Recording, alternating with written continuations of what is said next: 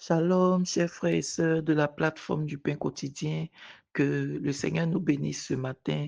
Nous rendons gloire à Dieu qui permet que nous nous retrouvons par le moyen de notre plateforme du pain quotidien pour parler autour des portions de ses écrits. Nous prions que la bénédiction qui doit émaner de ces temps que nous passons ensemble là, dans la vie de chacun de nous soit manifestée au nom de Jésus-Christ de Nazareth. Que Dieu vous bénisse. Nous parlons toujours dans ce mois autour du thème espérer contre tout. Et cette semaine, depuis hier déjà, nous avons été entretenus autour du grand thème protéger l'espérance. Et ce jour, le Seigneur nous fait la grâce de parler autour du thème combattre les mensonges. Le texte qui soutient notre thème de ce matin est tiré de l'évangile de Jean, le chapitre 8, le verset 44, que je lis. Vous avez pour père le diable et vous voulez accomplir les désirs de votre père. Il a été menteur dès le commencement. Il ne tient pas dans la vérité parce qu'il n'y a pas de vérité en lui. Lorsqu'il profère le mensonge, il parle de son propre fond, car il est menteur et le père du mensonge. Que Dieu bénisse sa parole au nom de Jésus. Bien-aimés, en lisant ce texte, nous nous rendons compte que le Seigneur lui-même est en train de définir les caractéristiques du diable, qui est un menteur depuis la base. Bien-aimé, il est un menteur depuis la base dans le sens où il est venu séduire Adam et Ève, il a introduit le péché et bien-aimé par le péché, la mort. Et Jésus est venu pour corriger cette erreur. Jésus est venu pour corriger ce à quoi le diable voulait nous soumettre. Et ces personnes dont le Seigneur parle, c'est-à-dire qui ont des actions démoniaques, qui sont les scribes et les pharisiens, ils ont voulu combattre cela. Les scribes et les pharisiens, c'est ce système-là qui était là au temps de Jésus. Quand Jésus est venu pour manifester la grâce de Dieu, source de salut pour l'humanité, eux, ils continuaient de dire que non, ce n'est pas la vérité. La vérité est que on doit s'attacher à la loi. Mais même cette loi-là, ils ne se l'appliquaient pas à eux-mêmes. Ils voulaient que les autres seulement l'appliquent. Ils cherchaient des places d'honneur. C'est comme ça que la Bible nous parle de ces scribes et de ces pharisiens. Non seulement ils croyaient en la loi, ils ne voulaient pas de la grâce. Bien aimé, Tite nous dit en Tite 1, le verset 16, il dit qu'ils faisaient profession de connaître Dieu. Certainement, les scribes et les pharisiens, c'est d'eux que ça parle. Ils faisaient profession de connaître Dieu, mais ils le reniaient par leurs œuvres. Ils payaient la dîme de tout, la Bible nous le dit aussi. Ils payaient la dîme de la rue, ils payaient la dîme de la menthe, ils payaient la dîme des zèbres, mais le jugement de Dieu et l'amour de Dieu, ils ne croyaient point en cela. Ils font semblant. Ils prétendent connaître Dieu, mais ils ne le connaissent pas. Ils faisaient tout pour leurs propres intérêts. Et je te disais tout à l'heure que de même que le diable est venu par séduction, introduit le péché, par le péché, la mort au temps d'Adam et Ève, de même, les scribes et les pharisiens aussi se battaient pour que Jésus-Christ de Nazareth aussi soit mis à mort. Donc, ils avaient pratiquement le même rôle, c'est pourquoi le Seigneur peut les définir ainsi. Bien aimé, c'était pour l'histoire de ce verset. Maintenant, ce que je veux te dire ce matin, ce que le Seigneur, par sa grâce, permet que nous partageons et il a mis en mon cœur, est que, bien aimé, il ne faudrait pas que ce système, il ne faudrait pas que ces actions que le Seigneur considère comme étant des actions du diable, qui est le mensonge, bien aimé, soit notre partage aujourd'hui.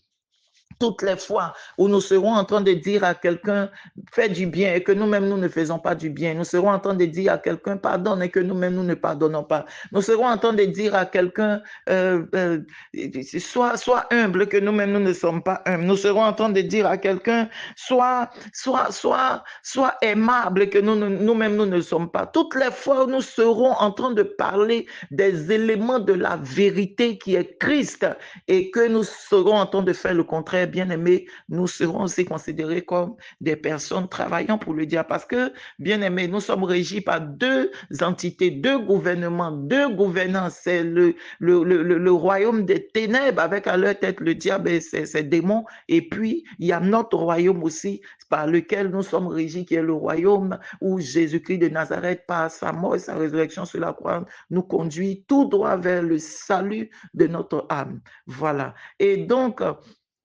Toutes les fois où nous ne serons pas en train de mener ces actions, les actions qui correspondent à un royaume, nous serons donc en train de nous aligner aux actions qui correspondent à l'autre royaume. C'est ça qui est clair. Alléluia. Bien-aimés, et ce matin, le Seigneur ne veut pas nous compter au nombre de ceux-là même qui prétendent connaître Dieu, qui disent qu'ils connaissent Dieu, mais qui le renient par leurs actions. Le Seigneur ne veut pas de cela pour nous. Le Seigneur veut que nous soyons alignés à la vérité. Nous soyons alignés à la vérité. D'abord, il faut que nous-mêmes, nous soyons vrais envers nous-mêmes. Bien-aimé, il faut que tu sois vrai envers toi-même. Être vrai envers toi-même, qu'est-ce que je veux dire par là? Je veux te dire que il faut connaître tes faiblesses, il faut connaître aussi tes forces. Il faut connaître ce que tu dois faire pour que le nom de Dieu soit glorifié. Il faut que tu connaisses la vérité aussi de ce que tu ne dois pas faire pour que le nom de Dieu ne soit pas glorifié. Il faut être vrai envers toi-même. Il faut connaître tes faiblesses. Il faut connaître, comme je le disais, tes forces. Il faut connaître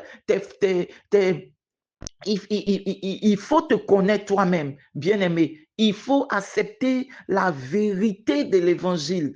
La vérité de l'évangile, bien-aimé. Il y a tellement de promesses dans la parole de Dieu pour nous. Ces promesses-là que nous ne devons pas, bien-aimé, ignorer pour nous attacher à ce qui est réel peut-être. Je dirais la réalité n'est pas la vérité. Le Seigneur dit que tu es béni, tu es béni. Il ne faudrait pas focaliser ton attention sur la réalité de ce que tu vis pour oublier qu'il y a une vérité qui a été prévue pour toi par le Seigneur ton Dieu à qui tu as donné ta vie. Bien-aimé, il faut que nous soyons vrais envers nos frères et nos sœurs. Il faut que nous soyons vrais en leur disant, en les interpellant sur certaines actions qui mènent, qui ne glorifient pas le Seigneur. Toutes les fois où nous allons assister, soutenir quelqu'un qui est du même bord que nous, c'est-à-dire accepter Jésus-Christ de Nazareth, nous allons le regarder en train de poser des actions qui ne glorifient pas Dieu et que nous ne serions même pas capables, avec amour, avec humilité, de l'interpeller pour lui dire non, mon frère, la voie que tu empruntes n'est pas bonne. N'emprunte pas cette voie. Lui dire afin qu'il comprenne, bien aimé, nous serons en train de le regarder s'aligner, bien aimé, aux œuvres des ténèbres et ce ne serait pas bon. Du coup, ça nous rendra complices de ses actions. Il faut dire quand même si tu penses qu'il ne va pas te comprendre, même si tu penses qu'il ne va pas accepter ce que tu serais en train de lui dire, il faut lui dire quand même, parce que c'est ça la vérité envers son frère, envers sa soeur. Être vrai envers nos frères, c'est de leur dire aussi que le salut de ce monde qui nous a été donné par Jésus-Christ de Nazareth est vrai et réel. Bien-aimés, il faut que nous leur disions cela. Il faut que nous disions cela à nos proches. Il faut que nous disions cela à nos parents.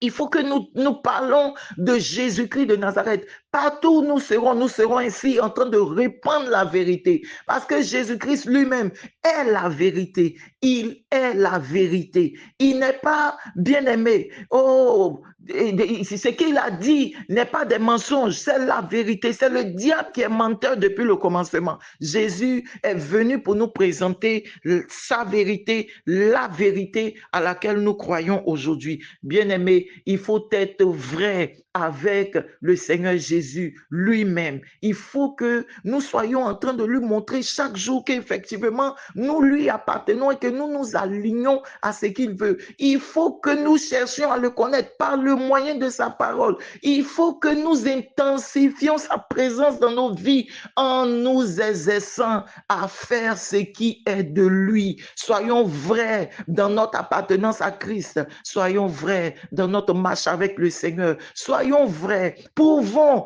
bien-aimés, par nos actions que oui, c'est Jésus qui est le premier dans nos vies. C'est Jésus ou rien. Il faut que nous le prouvions à Jésus. Il faut que nous lui disions que papa, c'est à toi seul que nous sommes. Nous ne sommes à personne d'autre. Bien-aimés, voici la vérité que le Seigneur attend de nous. La vérité envers nous-mêmes, la vérité envers nos frères et nos sœurs et la vérité que nous sommes effectivement dans le Seigneur. Ne faisons pas comme les scribes et les pharisiens. Ne faisons pas comme le père du mensonge en professant connaître Dieu et en le reniant par nos actions. Bien-aimés, soyons vrais. La vérité nous vient de Dieu. La vérité, c'est Dieu lui-même. La vérité nous vient de sa parole. La vérité nous sera prouvée par nous, par nos actions. Au nom de Jésus-Christ de Nazareth. Que Dieu te bénisse, chers frères et sœurs, ce matin. Toi à qui Dieu fait la grâce d'écouter ce message. Que Dieu bénisse cette fin d'année et que Dieu te donne de vivre une nouvelle saison qui s'annonce de vérité par lui, en lui et pour lui, au nom de Jésus-Christ de Nazareth. Amen.